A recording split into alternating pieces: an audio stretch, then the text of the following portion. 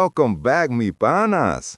I'm Jorge Luis Velázquez Merced, along with my beautiful prima, Filomena Santiago Báez. That's me. That's some nice intro music we got today. It puts me right in the mood. You feel that? I feel it. It's got that little bit of, a little bit of nostalgia, but also a little bit of fight in it. I like it. A little bit of fight. I like that. So how was your week, prima? Anything exciting happen? Anything enraging? I feel like with you is usually one or the other. You know me too well, tú sabes. Just trying to stay above water with the cost of living rising faster than Elon Musk's wealth. So sickening. Seriously, I was at the grocery store and I almost had to take out a small loan for a carton of eggs. It's insane. Don't even get me started on the eggs. I saw a meme that said, back in my day, we had a chicken in every pot. Now you're lucky if you can afford the chicken that laid the egg. That's not even a joke. It's a documentary. And the Musk thing? How can one person want so much money? What do you even do with all that? Buy another social media company to run into the ground? Build a rocket to escape the planet you helped mess up? It's just gross. It's a sickness. It's a dragon sitting on a pile of gold it can't possibly spend. But hey, you said there was some light. Don't leave me in the darkness with the space dragon. Okay, a little ray of sunshine. But at least there's a little light. Democrats scored massive victories this week. New governors, a new mayor, and a whole lot of humbled Republicans. Maybe, just maybe, there's hope for the midterms next year. It felt like for the first time in a while, people actually voted for sanity. See, that's good news. That's the kind of thing that makes you feel like maybe the ship isn't sinking as fast as we thought. You know, that's one of the reasons my wife and I moved to Mexico back in 2017, to get away from that clown show. You really just packed up and left before the big one, the orange one. We saw the writing on the wall. It was getting ugly, the division, the anger. We just wanted a place with a little more peace, a little more sun, and a lot less cable news screaming at us 24/7.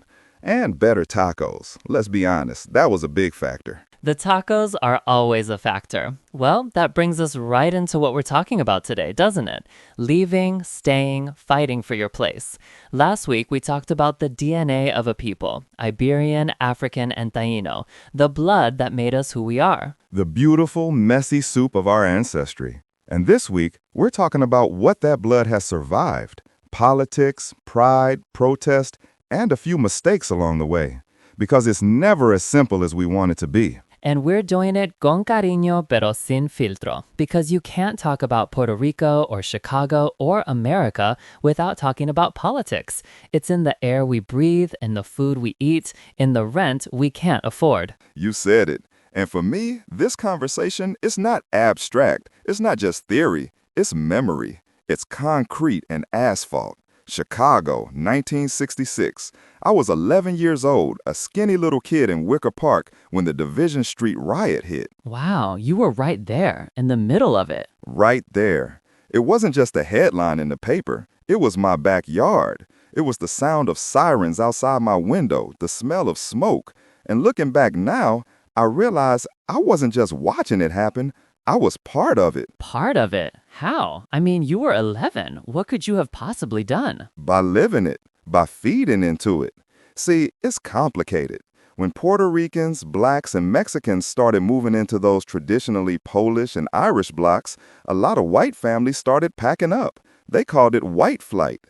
And for years, my story, the story I told myself, was simple. I used to say, they left because they were racist. They left because they didn't want us here. And that was part of it, for sure. Of course, that's the story we all know. But time and a few decades of hindsight taught me something else. It wasn't that simple. Some of what drove them out was us. Whoa, hold on. That's a heavy thing to say, primo. What do you mean it was us? Are you blaming our people for white flight? No, not blaming. Understanding. Explaining my part. We were kids in chaos. There were gangs, there was noise, there were drugs starting to creep in, petty crime, and just this raw, boiling frustration. And I was caught up in that energy. We thought we were defending our turf, being tough, you know?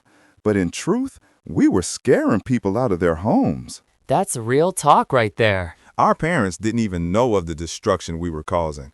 They were at work 2, 3 jobs sometimes, trying to keep a roof over our heads and food on the table. They are the innocent ones in all of this. They came for a better life. And we, the kids, were on the streets, causing trouble, spraying graffiti, getting into fights. It wasn't organized protest. It was just chaotic energy.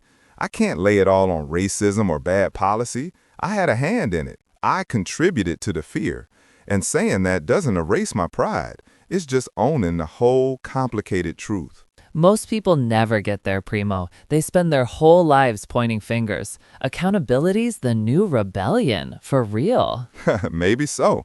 It took me 50 years to get here, so I'm a slow rebel. But you know the funny thing?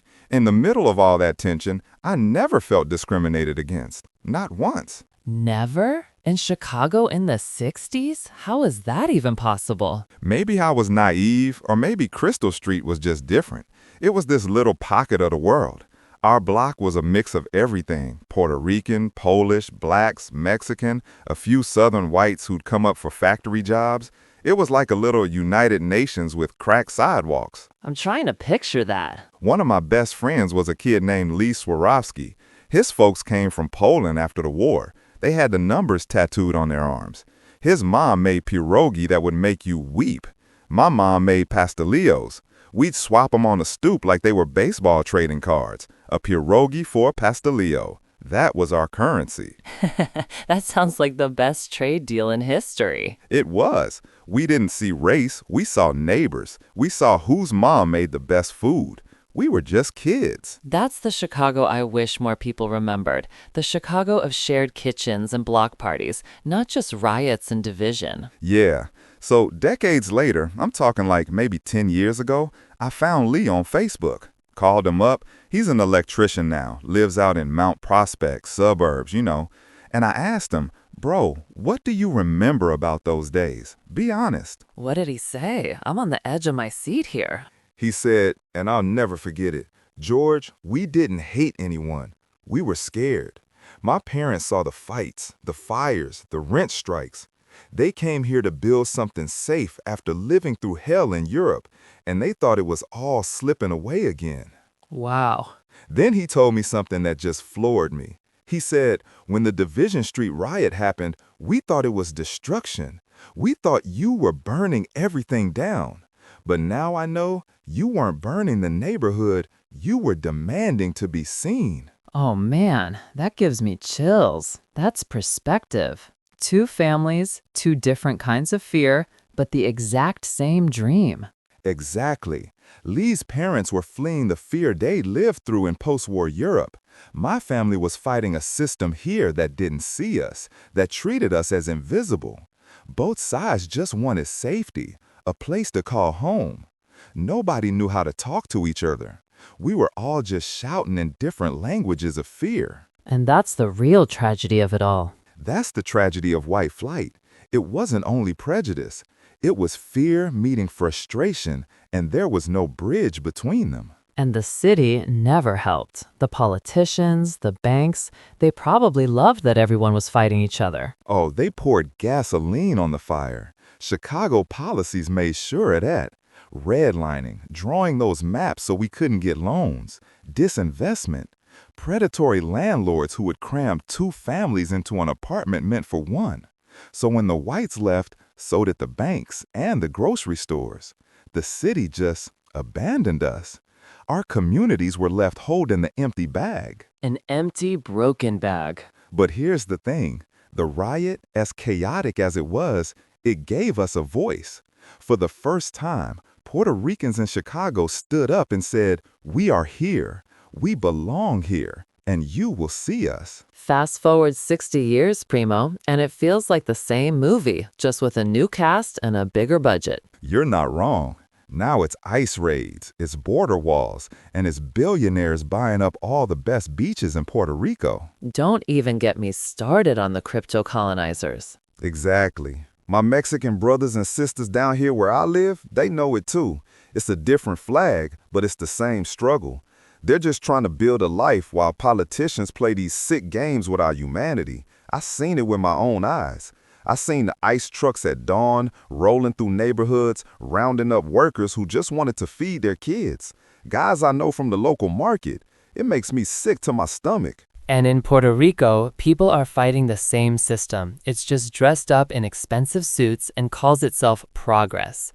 You have these Act 60 investors, these crypto visionaries, and the government cronies who enable them, calling it revitalization. Yeah, revitalization for who? For the gringo who wants a tax haven with a view?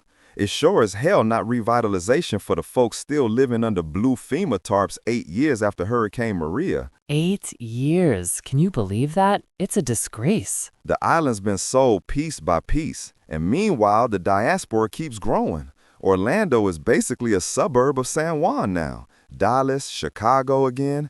It's a second great migration, but this time we're not fleeing poverty on the island, we're fleeing displacement by the rich. But there's beauty in the fight too. I saw it. I was in Mayagüez last summer, and I met these young engineers, kids who went to the UPRM, who were building solar microgrids for their communities, block by block. These are brilliant kids who could have left, taken a 6-figure job in the States, but they stayed. They stayed to build. That's the light we don't talk about enough. Absolutely. That's the heart of our people. You know, Lee, my friend, he asked me recently, why do you still care so much about Puerto Rico if you left? You live in Mexico now. That's a fair question, I guess. And I told him, because you never stop loving home, even when home doesn't love you back. You never stop fighting for your family, even when you live in a different house. Amen to that. You know what? Let's take a quick break before we both get all misty-eyed over here. Good idea. We'll be right back. This episode of the Puerto Rican Chronicles is brought to you by The Latin Investor, your weekly source for trends, insights, and opportunities across Latin America. From renewable energy in Puerto Rico to fintech in Mexico and green tech in Chile, The Latin Investor connects our community to the stories shaping tomorrow's economy.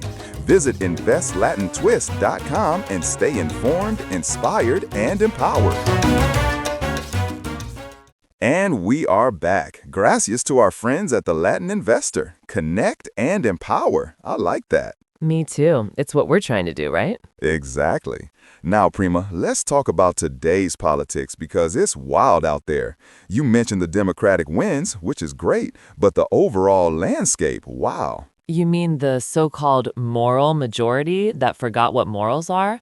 The ones who preach family values while putting kids in cages? Yeah, it's a special kind of crazy. That's the one. That's exactly the one. Look, the Latino vote is the fastest growing bloc in the country, and both parties are scrambling for it, and they're both doing a terrible job. Ugh, it's embarrassing. One side courts us with fake empathy and then does nothing, and the other side courts us with empty slogans about being pro-business while calling our cousins criminals. It's insulting. It is, but our people are smarter now. We've seen populism without integrity, and it looks a lot like chaos in a red tie. We know the difference between someone who wants our vote and someone who wants our well-being. And Lord on the island, it's the same soap opera, different channel.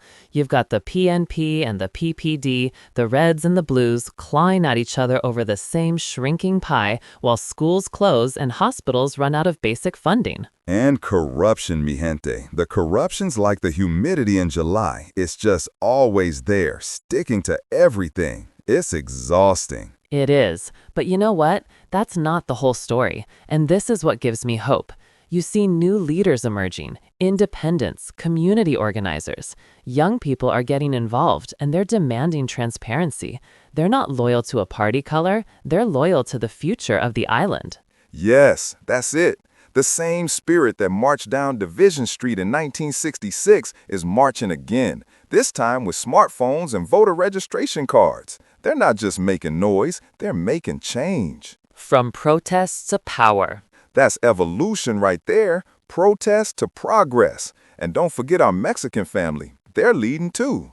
You have teachers in Oaxaca, activists in Juarez, workers all over pushing back against exploitation on both sides of the border. It's the same fight. You know, when one of us stands up, it gives the others permission to do the same. It creates a ripple effect. Exactly. Unity isn't just some pretty dream. It's a strategy. It's survival. Because when ICE knocks on one door in a Mexican neighborhood, it's knocking on all of ours. When a developer displaces a Puerto Rican family in Loíza, they're coming for all of us next. Exactly. I tell young folks all the time, La Lucha doesn't end when the protest ends. It ends when every kid can go to a good school without fear, when every worker has dignity and a fair wage, when every single Puerto Rican on the island has a real say in their own government. And when the white Lees and the brown Jorges of the world finally realized they were never enemies in the first place, just neighbors who got tricked into fighting each other by the people in power. That's the absolute truth, Prima.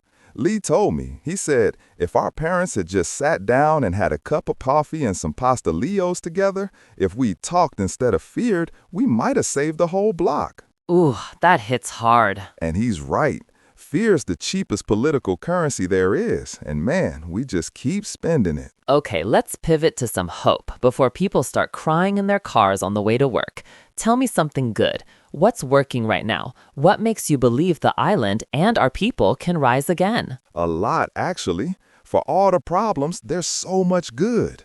Tourism's back strong. San Juan hotels are booked solid this winter. Small farms are reopening in the interior. People are getting back to the land.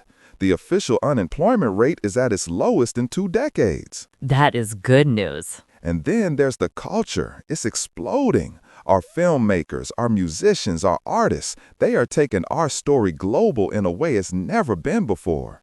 And the food, mi Dios, the food. Don't forget the food. I ate at this little food truck in Cabo Rojo last summer, a place run by 2 sisters. They served a shrimp mofongo in a little bowl made of plantain. Jorge, I thought the world had ended and I had gone to heaven. It was that good. See, that's progress. Even our mom's recipes evolve. But seriously, it shows something bigger. It shows resilience. We bend, we get hit by hurricanes and politicians, but we don't break. That's our superpower. We know how to survive. And it's why I tell folks, don't write off Puerto Rico. Don't believe the hype. The island's more than corruption headlines and bankruptcy reports. It's innovation, it's heart, and it's a whole lot of hustle. And it's the same for our people in the States. From Chicago to Orlando to LA, Puerto Ricans and Mexicans are running businesses, teaching classes, building futures. We're not just surviving, we're thriving. That's right. From Division Street to Main Street, we're still here, working, creating, voting, and dancing. Ooh, speaking of dancing, next week's episode is gonna move some hips, huh? Oh, absolutely. Next week, we celebrate rhythm as resistance. We are talking salsa, bomba, and plena. We'll trace how the sound of our struggle became the anthem of our survival. From protest to party, that's the Puerto Rican way. Exactly. Because when politics gets ugly, music reminds us who we are. You know, Prima, it's funny, or maybe tragic, how even that has become political.